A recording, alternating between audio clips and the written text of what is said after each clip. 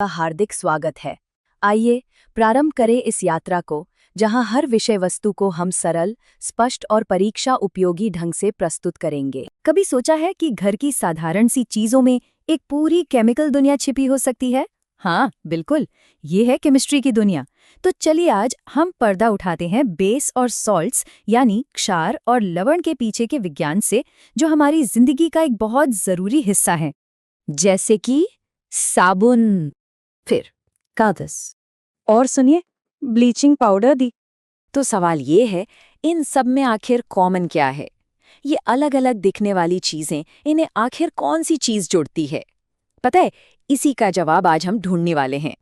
तो जवाब है एक केमिकल कंपाउंड, जिसे कहते हैं बेस यानी कि क्षार। चलिए जरा इसकी साइंस को समझते हैं। केमिस्ट्री के हिसाब से देखें तो बेस यानी क्षार या भस्म एक ऐसा कंपाउंड है जो एसिड के साथ रिएक्ट करता है, और जब ये मिलते हैं ना तो दो चीजें बनती हैं, पानी और एक सॉल्ट यानी लवण। ये बिल्कुल एक बेसिक फंडामेंटल केमिकल रिएक्शन है। लेकिन कहानी यहाँ खत्म नहीं होती।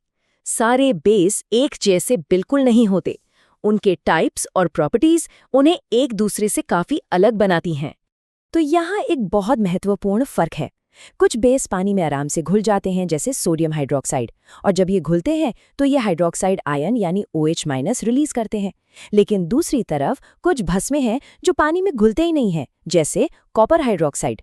हाँ, वो एसिड के साथ रिएक्ट करके सॉल्ट और पानी तो बनाएंगे, लेकिन उनमें बेस की बाकी खास प्रॉपर्टीज नहीं होती। अब एक और मजेदार बात सुनिए। हमेशा जरूरी नहीं कि किसी कंपाउंड को बेस या एसिड होने के लिए वो पारंपरिक OH- या H+ आयन ही चाहिए हो। जैसे कि मेटालिक ऑक्साइड, सोचिए, आयरन ऑक्साइड यानी जो जंग होता है वो असल में बेसिक नेचर का होता है, और नॉन मेटालिक ऑक्साइड्स जैसे कार्बन डाइऑक्साइड वो एसिडिक होते हैं। मतलब केमिस्ट्री कितनी सरप्राइजिंग हो सकती है, सोचिए जरा। तो फिर किसी बेस को पहचाने कैसे? सबसे सिंपल तरीकों में से एक है लिटमस टेस्ट। अगर कोई सब्सटेंस लाल लिटमस पेपर को नीला कर दे तो समझ लीजिए वो बेसिक है। स्कूल में सबने ये क्लासिक एक्सपेरिमेंट तो किया ही होगा। तो अब आते हैं उस मोमेंट पर जब ये दो केमिकल ऑपोजिट्स एसिड और बेस मिलते हैं, तो आखिर होता क्या है? ये एक एकदम ट्रांसफॉर्मेटिव मोमेंट होता है। इस प्रोसेस को कहते हैं न्यूट्रलाइजेशन रिएक्शन। इसमें होता क्या है कि एक एसिड और एक बेस एक दूसरे के असर को आप कह सकते हैं न्यूट्रलाइज कर देते हैं, यानी खत्म कर देते हैं, और इससे बिल्कुल नए सब्सटेंस बन जाते हैं। चलिए इसका एक आसान सा एग्जाम्पल देखते हैं। जब हाइड्रोक्लोरिक एसिड यानी HCl एक बेस सोडियम हाइड्रोक्साइड यानी NaOH के साथ मिलता है तो क्या बनता है? सोडियम क्लोराइड NaCl, जो हमारा टेबल साल्ट है, साधारण नमक, और पानी। बस इतना सिंपल है। और यहीं से हमें सॉल्ट यानी लवण की सटीक डेफिनेशन मिलती है।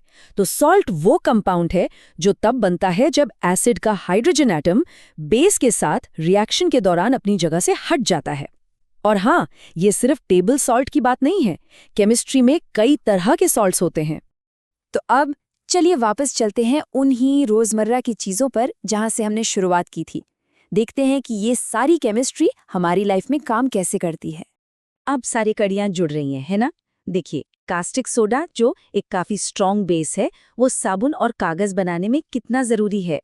और जो भुजा हुआ चूना होता है यानी कैल्शियम हाइड्रोक्साइड, वो तो घर की सफेदी से लेकर ब्लीचिंग पाउडर बनाने तक हर चीज में काम आता है। तो अगली बार जब हाथ धोए जाएंगे या किसी ताज़ा पुताई वाले कमरे में कदम रखा जाएगा, तो उस अनजानी सी केमिस्ट्री को जरूर याद करना जो ये सब मुमकिन बनाती है। ये हमारे चारों तरफ है, चुपचाप हमारी दुनिया को बेहतर बना रही है। ये सोचने पर मजबूर करता है नहीं कि अब जब पता चल गया है कि क्या देखना है, तो केमिस्ट्री और कहाँ-कहाँ हमारी आंखों के सामने ही छिपी हुई है। कौन से और साइंटिफिक प्रोसेस हैं जो बस इस इंतजार में है कि उन्हें कोई खोज ले? अपने आसपास देखिए, क्या पता जवाब आपको हैरान कर दे।